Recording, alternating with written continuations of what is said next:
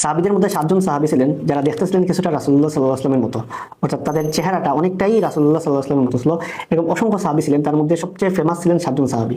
একজন ছিলেন জাফর ইবনে আবি তালিব রাদিয়াল্লাহু আনহু, যিনি ছিলেন রাসূলুল্লাহ সাল্লাল্লাহু আলাইহি ওয়াসাল্লামের চাচাতো ভাই। আরেকজন ছিলেন রাসূলুল্লাহ সাল্লাল্লাহু আলাইহি ওয়াসাল্লামের আপন নাতি হাসান রাদিয়াল্লাহু আনহু, আর একজন ছিলেন হুসাইন রাদিয়াল্লাহু আনহু।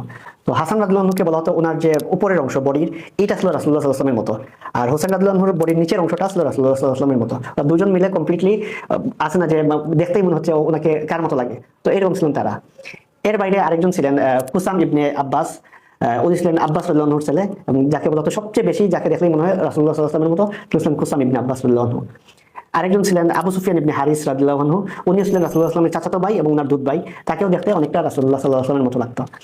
আর রাসূলুল্লাহর ফ্যামিলির বাইরে ছিলেন 2 জন যাদেরকে দেখতে অনেকটা রাসূলুল্লাহর মতো লাগতো, একজন ছিলেন উসমান রাদিয়াল্লাহু আনহু, আরেকজন ছিলেন মুসাব ইবনে উমাইর রাদিয়াল্লাহু আনহু। এই 7 জন সাহাবী ছিলেন যাদেরকে দেখতে সবচেয়ে বেশি মনে হতো যে রাসূলুল্লাহ সাল্লাল্লাহু আলাইহি ওয়াসাল্লামের রিফ্লেকশনটা, এবং এটা জিনিস আছে না কেউ একজনের চেহারার সাথে আরেকজনের চেহারার মিল, তো এই 7 জনের চেহারার সাথে রাসূলুল্লাহ সাল্লাল্লাহু আলাইহি ওয়াসাল্লামের চেহারার মিল ছিল। এখানে একটা ইন্টারেস্টিং ফ্যাক্টর আছে যে সাহাবীরা হিজরত করেন, তো সাহাবীরা সবচেয়ে ইম্পর্টেন্ট যে 2টা জায়গায় হিজরত করেন, একটা হলো আবিসিনিয়ায়, আরেকটা হলো মদিনায়। এটা ছিল হিজরতের মূল 2টা ভূমি, মূল 2টা লাইন সাহাবীদের সময়। ম্যাক্সিমাম সাহাবী এই 2টা জায়গায় প্রথম হিজরত করেন আবিসিনিয়ায়, পরে হিজরত করেন মদিনায়।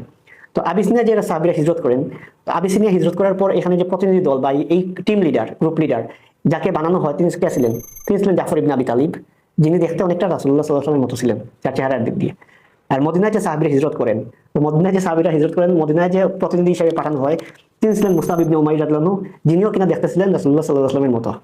তাহলে রাসূলুল্লাহ তার 2 সাহাবীদেরকে 2টা ভিন্ন জায়গায় প্রেরণ করেন, সেই জায়গায় 2 জন গ্রুপ লিডার বানান, সেই গ্রুপ লিডার 2 জনও ছিলেন দেখতে রাসূলুল্লাহ সাল্লাল্লাহু আলাইহি ওয়াসাল্লাম ওনার নিজের মতোই। এটা কি কোনো অর্থে কোইন্সিডেন্ট মনে হয়? হতে পারে, বাট এটাও কোনো, এটার পিছনে তো কোনো একটা উইজডমও থাকতে পারে। আমরা 3টা পয়েন্ট যদি দিই, একটা মক্কা, একটা আবিসিনিয়া, একটা মদিনা।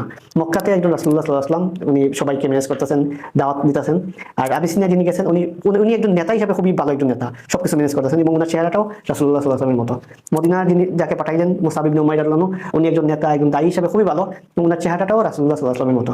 এটা একটা ইন্টারেস্টিং ফ্যাক্ট। আরেকটা ইন্টারেস্টিং ফ্যাক্টর হলো আবু সুফিয়ান ইবনে হারিস রাদিয়াল্লাহু আনহু। সিরাতে যে আমরা একজন আবু সুফিয়ান পাই, যে আবু সুফিয়ান ইবনে হারব, যে কুরাইশদের সবচেয়ে বড় নেতা, যুদ্ধের ডাক দিত, ওই আবু সুফিয়ান, উনি ছিলেন আরেকজন আবু সুফিয়ান, আবু সুফিয়ান ইবনে হারিস।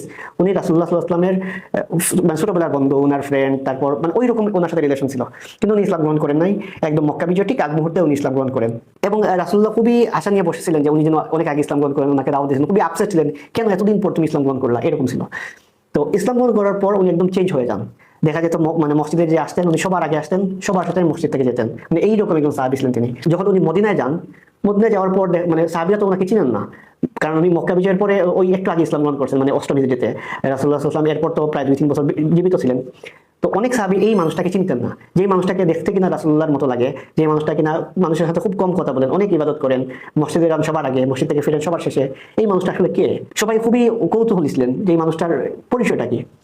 তো আয়েশা রাদিয়াল্লাহু আনহা একদিন রাসূলুল্লাহ সাল্লাল্লাহু আলাইহি ওয়াসাল্লামকে জিজ্ঞেস করেন যে এই যে একজন লোক আছে, সবাই ওনাকে নিয়ে তো খুবই প্রশ্ন করে যে উনি আসলে কে, যে যাকে দেখতে লাগে আপনার মতো, যিনি কারোর সাথে তেমন কথাই বলেন না, যিনি সবার আগে মসজিদে যান, সবার শেষে আসেন। তো রাসূলুল্লাহ সাল্লাল্লাহু আলাইহি ওয়াসাল্লাম বললেন, উনি আমার ভাই। এইটাও শোনার পর আয়েশা রাদিয়াল্লাহু আনহা আরো অবাক হলেন। তো উনি তো জানেন রাসূলুল্লাহ সাল্লাল্লাহু আলাইহি ওয়াসাল্লামের কোনো ভাই নাই, বোন নাই, তো রাসূলের আরেকজন ভাই উনি কোথা থেকে আসলেন? তখন রাসূলুল্লাহ সাল্লাল্লাহু আলাইহি ওয়াসাল্লাম এক্সপ্লেইন করেন যে উনি আমার দুধ ভাই, আর ওই দিক দিয়ে আমার চাচাতো ভাই, চাচা হারিস যে উনার ছেলে, তার মানে রাসূলের সাথে ওনার রক্তের সম্পর্ক, এরকম এরকম একজন ভাই উনি। তো এই 7 জনের মধ্যে একজন ছিলেন আবু সুফিয়ান ইবনে হারিস রাদিয়াল্লাহু আনহু, এবং ওনার স্টোরিটা আসলে ইন্টারেস্টিং, যে উনি একদিন হঠাৎ করে দেখা গেল জান্নাতুল বাকিতে কবর খোঁড়া শুরু করেন, এবং কেউ বুঝেই পাইল না যে কি হবে না হবে। পরে কবর খোঁড়ার 3 দিন পর উনি ইন্তেকাল করেন, এবং ওই যে কবরটা উনি করছিলেন ওই কবরটাতেই উনাকে দাফন করা হয়। তার মানে রাসূলুল্লাহ সাল্লাল্লাহু আলাইহি ওয়াসাল্লামের মতো যারা সাহাবী ছিলেন, তাদের এখান থেকে কয়েকটা স্টোরি পাইলাম। একজনকে পাঠানো হয় আবিসিনিয়া, আরেকজনের মদিনায়, আর হিজরতের মক্কা বিজয়ের পর একজন আসেন মদিনায়, সবাই ওনাকে দেখে অবাক যে এই লোকটাকে, যে যারা দেখতে রাসূলের মতো লাগে, বাট তাকে তো আগে কখনো দেখি নাই, এবং রাসূলুল্লাহ সাল্লাল্লাহু আলাইহি ওয়াসাল্লাম বলতেছেন উনি রাসূলের ভাই। তো সেদিন ইসলাম আবু সুফিয়ান ইবনে হারিস। তো এই হলো কি 7 জন যাদের চেহারাটা অনেকটাই রাসূলুল্লাহ সাল্লাল্লাহু আলাইহি ওয়াসাল্লামের মতো ছিল, এবং সাহাবীরা তাদেরকে দেখলে রাসূলুল্লাহ সাল্লাল্লাহু আলাইহি ওয়াসাল্লামকে স্মরণ করতেন। এর বাইরে আরো অনেক সাহাবী ছিলেন, কিন্তু মূল বলা হয় এই 7 জনকে, যাদের চেহারার সাথে রাসূলুল্লাহ সাল্লাল্লাহু আলাইহি ওয়াসাল্লামের চেহারার অনেক মিল ছিল।